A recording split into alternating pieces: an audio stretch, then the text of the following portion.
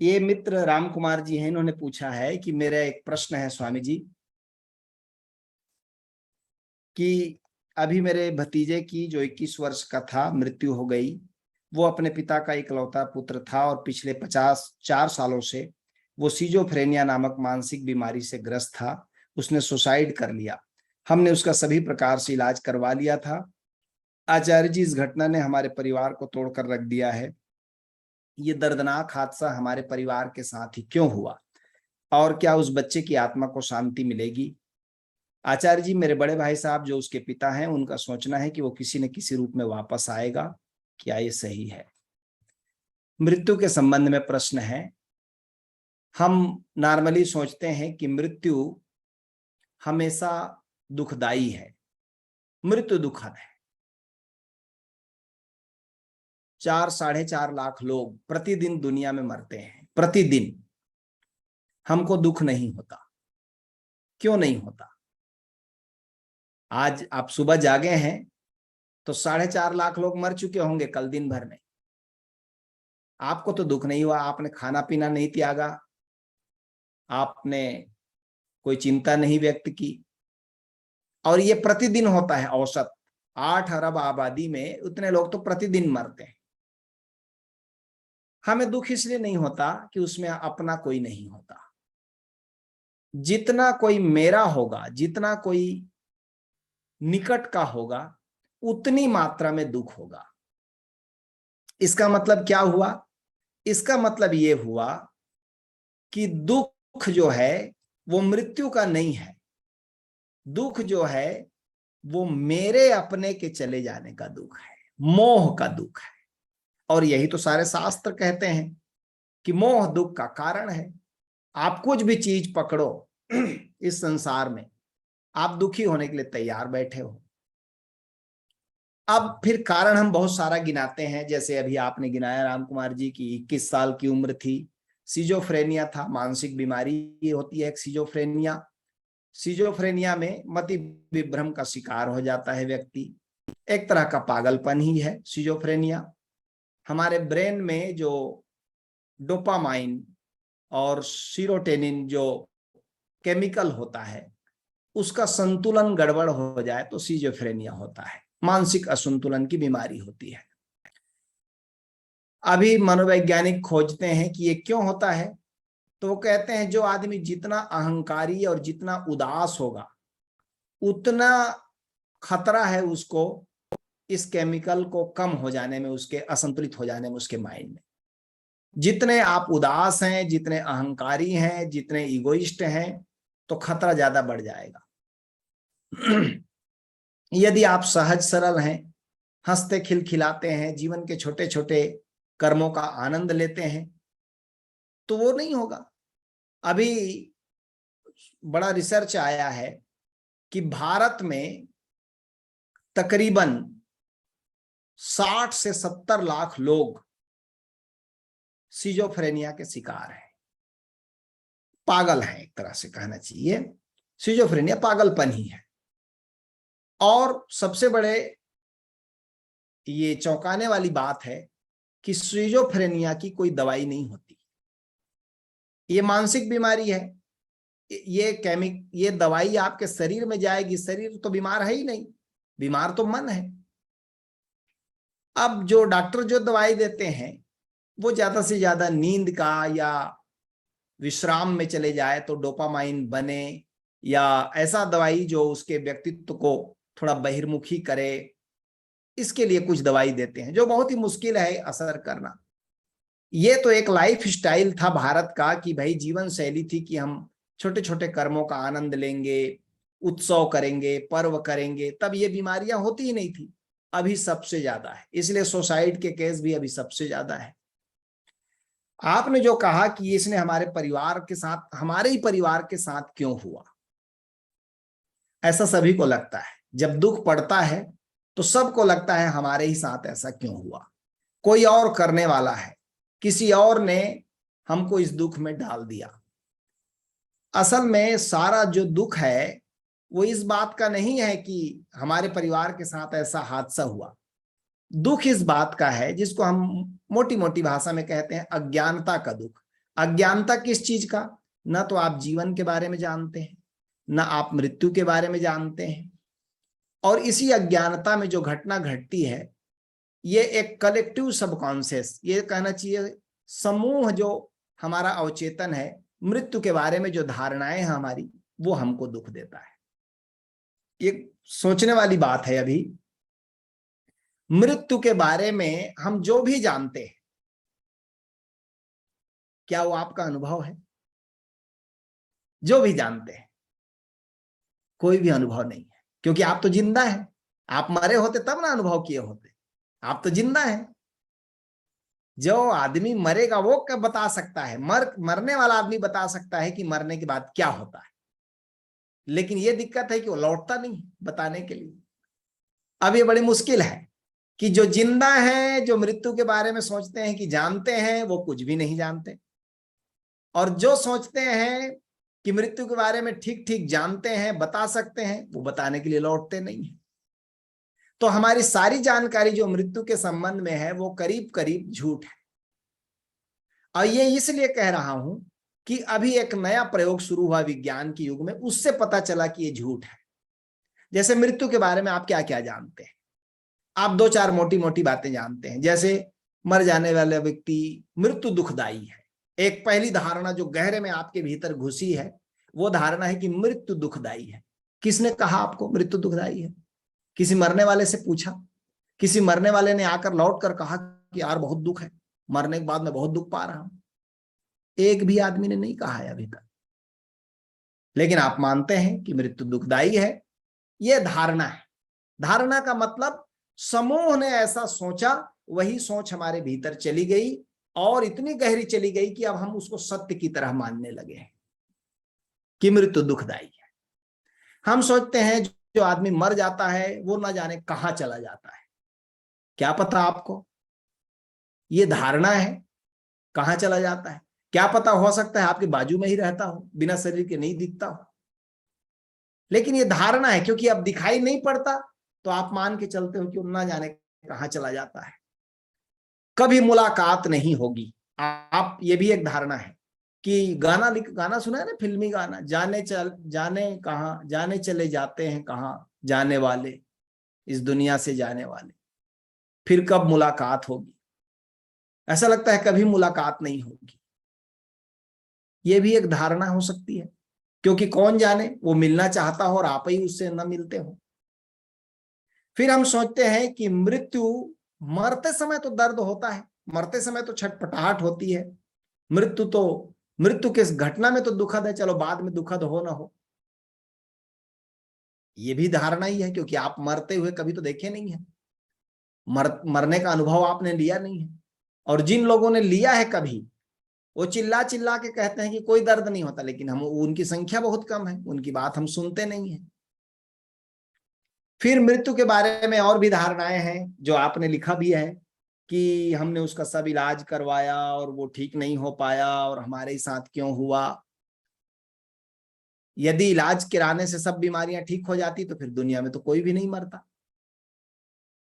भाई बड़े बड़े डॉक्टर भी आखिर मरते हैं जो सब बीमारियों के बारे में जानते हैं।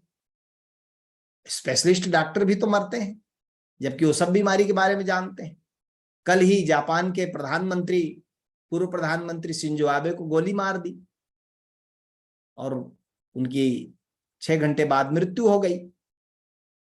तो उनके यहाँ तो सब मेडिकल फैसिलिटी थी, मेडिकल यूनिवर्सिटी में इलाज चल रहा था, बड़े बड़े डॉक्टर लगे थे, देश के सुप्रीम डॉक्टर लगे थे, नहीं बचा सके। मृत्यु के बारे में कि हमने ऐसा ना किया होता या ऐसा किया होता तो शायद बच जाता, ये भी एक धारणा हो सकती है। ये सब धारणा क्यों हो सकती है? क्योंकि अभी एक किताब आई 6-7 साल पहले, और भी ज्यादा 8-10 साल पहले। वो किताब है माइकल न्यूटन की किताब। उस किताब का टाइटल है, 2-3 किताबें हैं, एक का टाइटल है जर्नी ऑफ सोल, एक किताब का टाइटल है डेस्टिनी ऑफ सोल, एक किताब का टाइटल है लाइफ बिटवीन लाइफ, दो जीवन के बीच में जीवन। जर्नी ऑफ सोल, आत्माओं की यात्रा, डेस्टिनी ऑफ सोल, आत्माओं की महायात्रा। हमारे वसुधारा में ये किताबें हिंदी में भी उपलब्ध हैं, मूल किताब अंग्रेजी में है। डॉक्टर माइकल न्यूटन एलोपैथी के डॉक्टर थे, लेकिन उनको सम्मोहन विद्या में रस था, इंटरेस्ट था, तो उन्होंने सम्मोहन सीखा हुआ। एक महिला एक दिन उनके पास आई, अपने सिर दर्द को लेकर बहुत परेशान थी। उसका सिर दर्द हर तरह से इलाज करा लिया था, ठीक नहीं होता था। तो डॉक्टर ने कहा कि आपने तो सब इलाज करा लिया है, मैं सम्मोहन के बारे में कुछ सीखा हूं और मुझे लगता है कि हो सकता है ये मानसिक बीमारी हो, तो आप कहें तो मैं सम्मोहन से इसका इलाज करने का उपाय करूं, हो सकता है ठीक हो जाए, हो सकता है न भी हो। तो महिला ने कहा कि मरता न क्या करता, आखिर तो मैं परेशान हो ही रही हूं, आप करके देख लो। तो उसने सम्मोहन के द्वारा उसका इलाज करने की कोशिश की। उसने उसको सम्मोहन में लेकर गया वो, और पास्ट में उसको लौटाता गया, धीरे धीरे पीछे लौटाता गया कि बचपन में लौटो, क्या बचपन में किसी ने चोट मारा था, उसका दर्द है, और पीछे लौटो और पीछे लौटो, और पीछे लौटती गई तो वो पास्ट लाइफ में लौट गई, पिछले जीवन में लौट गई, और अचानक उसके आंखों से आंसू झरने लगे। तो माइकल न्यूटन ने उसको सम्मोहन की दशा में पूछा कि क्या हो रहा है, तो उसने कहा मैं मर रही हूं, पिछले जीवन का, अपने मृत्यु का वर्णन कर रही है। तो बोले क्या हो गया है, तो उसने कहा कि मैंने अपने कनपट्टी पे गोली मार ली है और मैं ये शरीर मेरा छूट रहा है, मैं मर रही हूं। तब माइकल न्यूटन को लगा कि हो सकता है कनपट्टी में गोली मारी हो, बहुत दर्द हुआ हो, वह दर्द गहरा संस्कार बन गया, इस शरीर तक आ गया हो।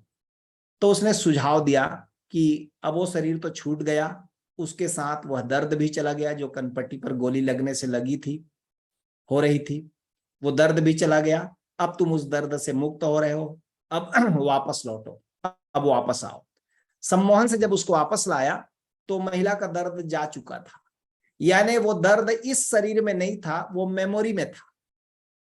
तब माइकल न्यूटन के हाथ में बड़ी चाबी लग गई कि क्या बहुत सारी बीमारियां हमारे पिछले जन्मों की हैं। और ख्याल रहे, माइकल न्यूटन ईसाई डॉक्टर था, जो ईसाई धर्म पिछले जीवन पर विश्वास नहीं करता, वो एक ही जीवन पर विश्वास करता है। लेकिन माइकल न्यूटन ने कहा कि मुझको एक वैज्ञानिक क्लू मिला कि यदि सम्मोहन में किसी को पीछे लौटाया जाए तो उसको अपने पिछले जन्मों की याद आ सकती है, और बहुत सारा इस जीवन की समस्या का हल पिछले जीवन में से खोजा जा सकता है।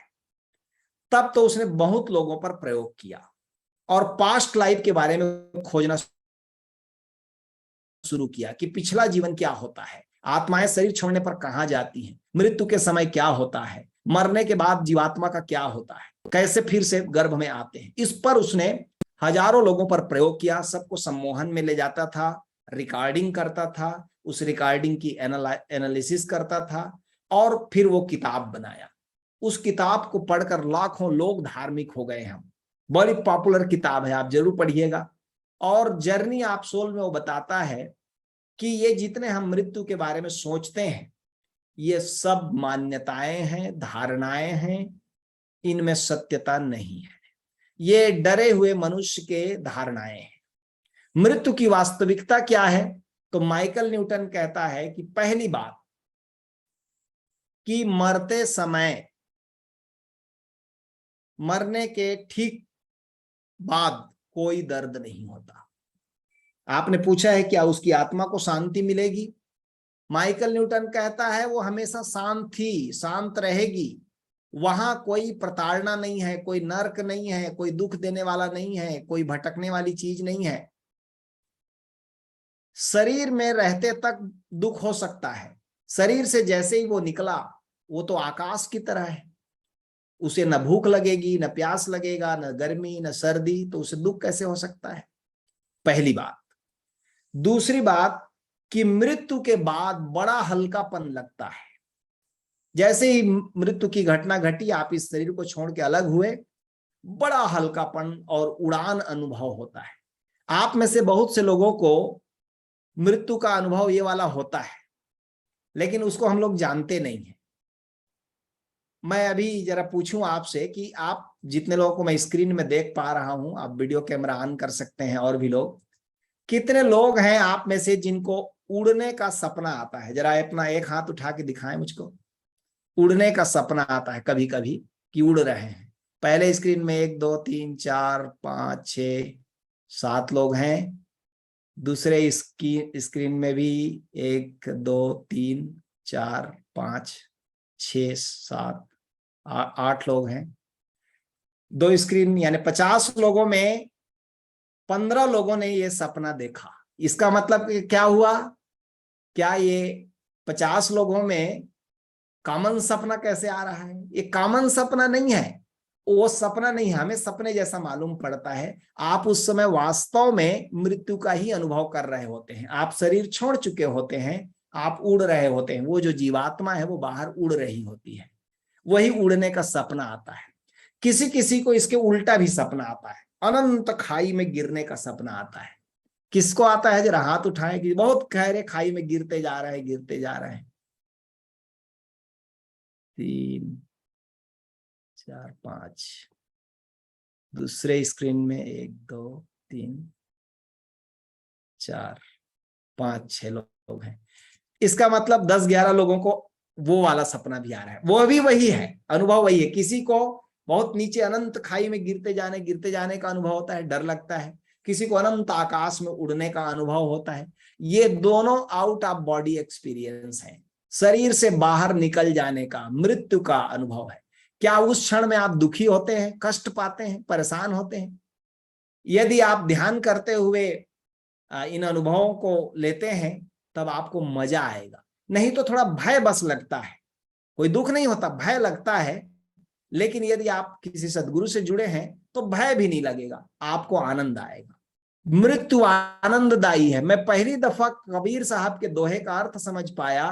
कबीर साहब कहते हैं, जिस मरने से जग डरे मेरो मन आनंद। कहते जिस मरने से संसार डरता है मुझको मजा आता है। जिस मरने से जग डरे मेरो मन आनंद, और कब मरिहो कब भेंटिहो पूर्ण परमानंद। कहते हैं मृत्यु के बाद क्या होगा मुझे मालूम है। हमारे सारा जो दुख है उसका कारण है अज्ञानता, कि हम मृत्यु के बारे में नहीं जानते, नहीं खोजते।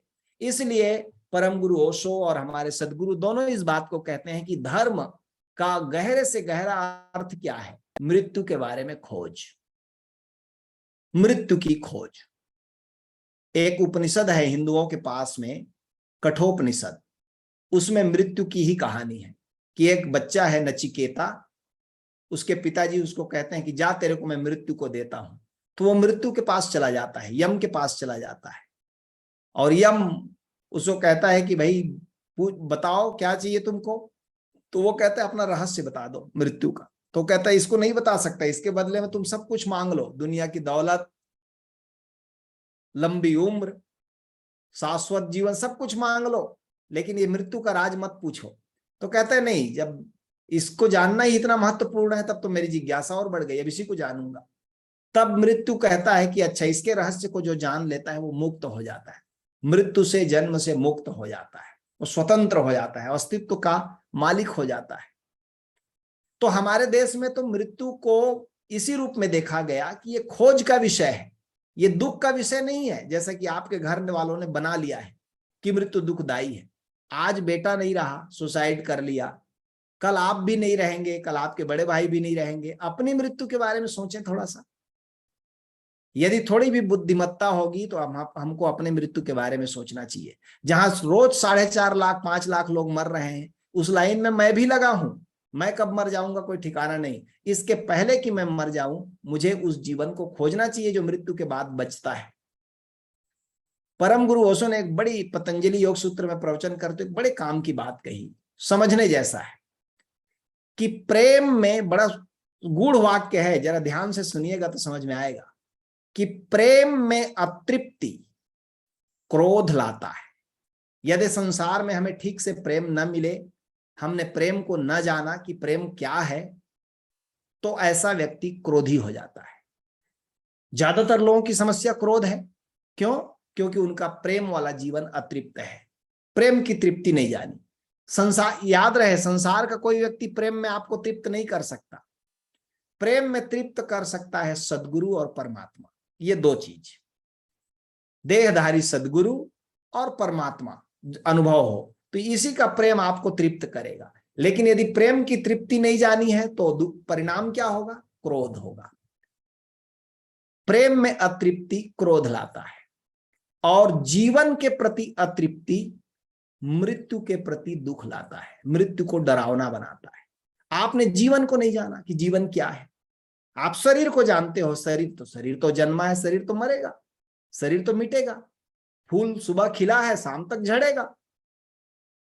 आपने मरण धर्मा के साथ अपने को एक कर लिया, गड़बड़ हो गया। आप शरीर के भीतर कौन जीवित है? आप देखते हैं चमड़े के जूते में पानी डाल दीजिए, 6 घंटा में सड़ने लगता है। आप रोज अपने चमड़े के शरीर में कितना पानी डालते हैं, क्यों नहीं सड़ता? कोई जीवन है इसके भीतर जो इसकी जीवंतता बनाए रखता है। उसको खोजते, उसको जानते। जीवन को जो जान लेता है वो मृत्यु से नहीं डरता। जो जीवन को नहीं जानता वो डरता है मृत्यु से। क्यों? क्योंकि मृत्यु शरीर को मिटाएगी और उसने शरीर के साथ अपने को एक कर लिया है। यही हम सब लोगों का दुख है कि हमने शरीर को, और जवान शरीर को तो और भी ज्यादा मालूम पड़ता है कि यही मैं हूं। मसल्स पावर दिखाते हैं लोग। यदि आप थोड़ा भी समझदारी रखते हैं तो आप सबसे पहले अपने उसको खोजेंगे जो आपका जीवन है, शरीर से भीतर, शरीर के भीतर, जिसको जीवात्मा कहते हैं। या आप नाम न दे कोई नाम, अभी आप जीवित हैं। जरा क्षण भर कभी कभी आंख बंद करके बैठ कर देखें, कौन है मेरे भीतर जीवित? मैं कौन हूं जिसको मैं कहता हूं? यहाँ हड्डियां है, मांस मज्जा है, चमड़ी है, खून है, ऑर्गन है, इन सब को जीवित रखने वाला, काम कराने वाला मैं कौन हूं? जरा आंख बंद करके कभी खोजें, घंटा भर, आधा घंटा बैठ करके, मैं कहां हूं और मैं कौन हूं। ये 2 सवाल भीतर भीतर, शब्द में नहीं, खोज में, और आप पाएंगे एक निराकार शून्याकाश जीवन है। लेकिन जीवंतता है, उसने धारण किया है शरीर को, वो इस पदार्थ को, इस मिट्टी को भी जीवंत बनाए हुए है। उस जीवन को जान लेने पर आपको मृत्यु का डर नहीं होगा। क्यों? क्योंकि वो कभी नहीं मिटता। वो शरीर के न रहने पर भी रहेगा, शरीर है तब भी रहेगा। यही ख्याल महाभारत में भी आया था। जो तुम आपने प्रश्न पूछा है राम कुमार जी, वही प्रश्न महाभारत में भी आया था। अर्जुन का प्यारा बेटा अभिमन्यु मारा गया। अर्जुन ने हाथ छोड़ दिए, कृष्ण से कहा कि अब लड़ाई नहीं हो पाएगी। जब मेरा वंशज ही मर गया, मेरा प्यारा बेटा मर गया, अभिमन्यु जैसा योद्धा मर गया, तो अब मैं लड़ाई करने वाला नहीं हूं। और या तो फिर मुझको अभिमन्यु की आत्मा से मिला दीजिए, कहीं वो भटक तो नहीं रहा होगा, कहीं वो दुखी तो नहीं होगा। कृष्ण भगवान ने बहुतेरे कहा कि ना मिलो तो ज्यादा अच्छा है। नहीं नहीं, अर्जुन ने जिद फान दिया। तो भगवान कृष्ण ने आवाहन किया, उसके आत्मा को बुलाया। अर्जुन के तो आंखों में आंसू झर रहे थे, रो रहा था। अर्जुन से कहा कि बात करो, लो तुम्हारा बेटा आ गया, बात करो। तो उसने कहा, बेटा तुम ठीक तो हो ना? बोले, कौन बेटा? किसका बेटा? अरे मैं किसी का बेटा नहीं हूं। उस अभिमन्यु की जीवात्मा ने कहा, मैं तो सदा हूं, मैं किसी का बेटा कैसे हो सकता हूं? उसने तो बिल्कुल उसको भाव ही नहीं दिया। तब अर्जुन को समझ में आया कि बिना शरीर के तो आपको पहचानता भी नहीं, क्योंकि सारी पहचान तो हमारे शरीर से है। अब शरीर छूट गया, जल गया, गल गया, तो वो जो शेष बचा है उसको तो आपने अपने शरीर में नहीं जाना है, तो दूसरे के शरीर में कैसे जानेंगे आप? इसलिए जो आपके भाई साहब सोचते हैं कि वो किसी न किसी रूप में आएगा, ये सब मोह का परिणाम है। अतिशय मोह के कारण कि वही आएगा, कि वैसा ही आएगा, कि मुझको आभास होगा। अच्छा होगा कि मृत्यु के बारे में खोजो। इसी को हम लोग ध्यान कहते हैं, इसी को साधना कहते हैं, इसी को अध्यात्म कहते हैं। उसको जानो, उसको चेतो। समय रहते, समय बहुत कम है, रोज समय घट रहा है एक एक दिन करके। यदि 70-80 साल का जीवन है तो जितना आपने जी लिया वो खत्म हो गया। जो बुद्धिमान आदमी होगा एक क्षण को भी नहीं गवाएगा, वो खोजेगा उसको अपने भीतर जो शाश्वत है। हाँ, एक बार, जिसको रामकृष्ण परमहंस कहते थे, एक बार वस्तु लाभ कर लो, एक बार तत्व ज्ञान कर लो, एक बार जान लो उसको जो मृत्यु के बाद भी रहता है, फिर तुम निश्चिंत हो। फिर शरीर आया कि गया, कि बचा कि मिटा, इससे कोई फर्क नहीं पड़ता। फिर आप शरीर में हो तो शरीर में होने का मजा लेते हो, और शरीर नहीं होता तो शरीर के नहीं होने का मजा लेते हो। इतनी छोटी सी बात है, लेकिन हम दुनिया में शरीर को संभालने के लिए कितना श्रम, कितना समय देते हैं। और जो आत्मा को संभालने पर सब संभल जाता है, उसके लिए ना हमारे पास समय है। कोई कहे आपको ध्यान करो, सदगुरु से जुड़ो, तो हम कहते हैं समय नहीं। हमारी कामनाएं, हमारी इच्छाएं शरीर को संभालने की है। आत्मा को संभालने की नहीं है। ये मूर्खता नहीं तो क्या है। बुद्धिमान आदमी उसको बचाएगा जो बचाने योग्य है। इसलिए उपनिषद कहते हैं श्रेय के पीछे दौड़ो, प्रेय के पीछे मत दौड़ो। जो प्रीतिकर है, खाना पीना, संसार को भोगना, सुख भोगना, ये प्रीतिकर है, लेकिन ये ज्यादा काम नहीं आएगा। श्रेय क्या है? आत्मा को जानना श्रेय है। आत्मा को जान लोगे तो सदा के लिए मुक्त हो जाओगे, सदा के लिए एक तृप्ति आ जाएगी, एक तरह का जीवन ऐसा मिलेगा कि जब आप कहीं पर भी परेशान नहीं होते। शरीर में होते हैं तो शरीर का आनंद लेते हैं, नहीं होते तो नहीं होने का आनंद लेते हैं। मिट करके आप ब्रह्म हो जाते हैं, इस बात को आप जान लेते हैं। लेकिन ये इसके लिए हमारे पास समय नहीं है। इससे बड़ी दुखद हालत क्या होगी। तो जितने मित्र सुन रहे हैं उनसे मैं निवेदन करता हूं, बुद्धिमान आदमी वो है जो अपनी मृत्यु के बारे में जागता है। अपनी मृत्यु को आते हुए जो देख लेता है, उससे ज्यादा बुद्धिमान आदमी कोई नहीं है। बड़े बड़े डिग्री पकड़ के, बड़े यूनिवर्सिटी के पीएचडी लेकर कोई बुद्धिमान नहीं बनता। बुद्धिमान वो आदमी है जो आसन्न मृत्यु को देख लेता है। क्या फर्क पड़ता है 5 साल बाद घटेगा कि 15 साल बाद घटेगा। जो अनिवार्यतया घटना है उसको घट गया मानकर ही चलना चाहिए, और तब आप सजग हो सकते हैं, सचेत हो सकते हैं, जाग सकते हैं। तो ये मेरा निवेदन है कि आप ज्यादा इस मोह में, इस दुख में ज्यादा अपना समय न गवाओ कि बेटा आएगा कि जाएगा कि कहाँ रहेगा कि उसकी आत्मा भटकती है। अपने जीवन की जरा चिंता करो कि आप इसके पहले कि आप मरो, आप उसको जान लो जो नहीं मरता। उस जीवन को, उस चेतना को जान लेने पर आप शांत हो सकते हो। नहीं तो एक कहानी सुनाते थे वो सो बड़ी प्यारी, कि एक राजा का एक इकलौता बेटा बीमार पड़ गया। शायद आप ही की जैसी कहानी रही होगी वो भी। इकलौता बेटा बीमार पड़ गया, खूब इलाज करवाया, सब तरह से इलाज करवाया। वैद्य लोगों ने कहा कि अब मुश्किल है, आज की रात अंतिम है।